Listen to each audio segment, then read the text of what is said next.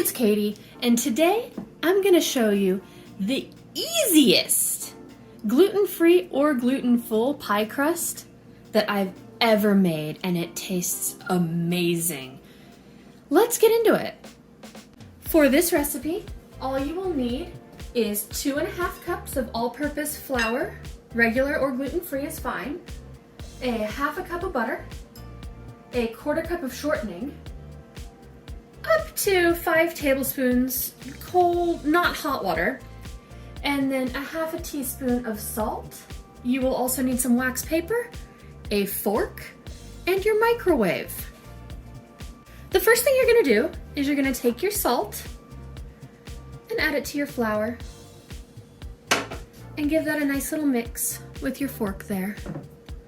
I'm gonna move that up here, give that a nice little mix, and then just leave it like that.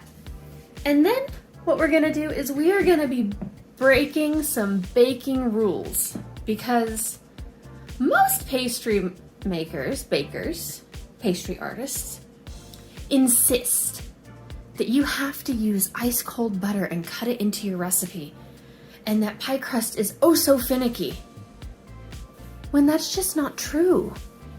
We are gonna use science, and we are gonna pop our butter in the microwave until it's not fully liquefied, but pretty darn close. So I'll be back once that's done. All right, I'm back from the microwave. I put my butter in for about 30 seconds. You can see it's got its jiggly form right now. Yes, it's surrounded by liquid of itself, but it still has its same solid structure. That's important for the science of it. You want it to at least have a little bit of its own structure. That way you know that the molecules haven't denatured in the entire thing. And then the shortening, I also went ahead and stuck it in the microwave. It took about twice as long to melt because it's vegetable versus animal. So it went in for about a minute. And the shortening you don't really have to worry about because it's not an animal fat, right? So we're gonna go ahead and incorporate those now. We're just gonna floop that in there and just get as much as you can. I know baking is a science, but sometimes in science we have art. And then we're gonna add all of our fats, and we're gonna take this fork and we're gonna mash it up like potatoes. We have one other ingredient, don't we? We have that 5 tablespoons of water, and we're gonna use it. But first, we're gonna make sure we get this as mashed in as we can. Try to incorporate as much as you can. You do want a nice crumbly crust, and you will see that you're able to get that by just mashing it with the fork. Already like this, you'll see you can take it and you're already starting to get some of that structure right there. Not quite where I want it. So I'm gonna add just a little bit of the water. Just a tiny bit.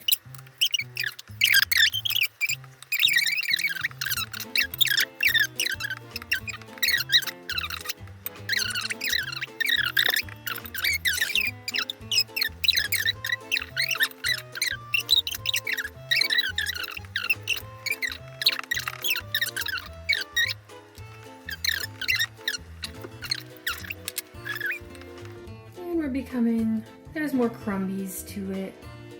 We're still squishing the crumbies. And it's starting to look a little bit more like pie crust, right? We can pick it up and it holds its shape like that. And that's a very good sign. So we are going to use our wax paper, line our countertop, and put the crust on the wax paper. All right, now it's time to knead our dough.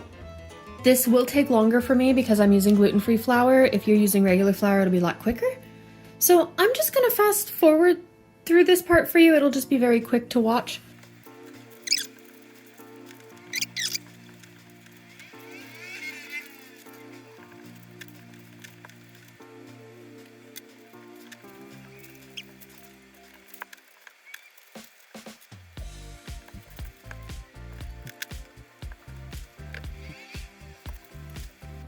And so you can see that some of these pieces that looked like they were just dry, floury nonsense, they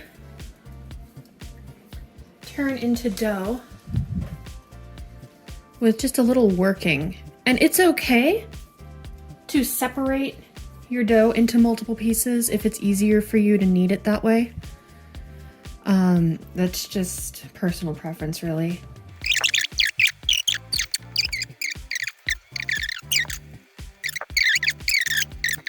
And see, we started from this, and now we have this. What we're gonna do with these chunks, once they're kneaded, is we're going to split them into two halves, really. If you want, you can do this part after. But we are going to put them into two portions because it's a top crust and a bottom crust. You're gonna form it into a disc.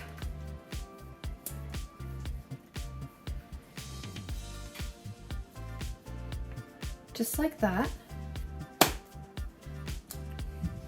See, like that. You want it to be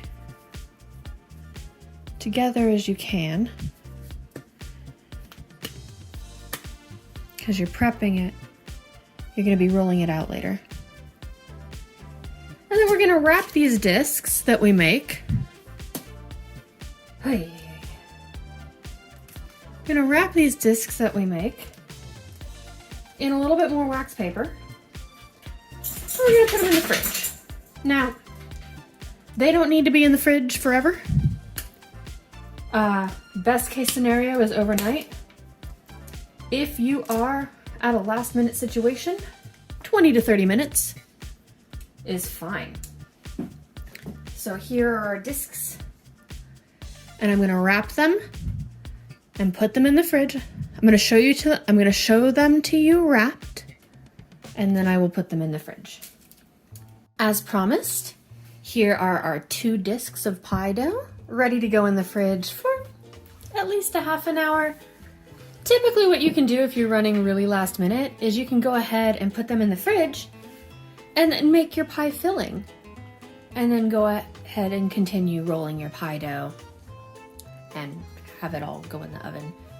And you can cook this pie dough basically whatever pie recipe says. It's fine to go.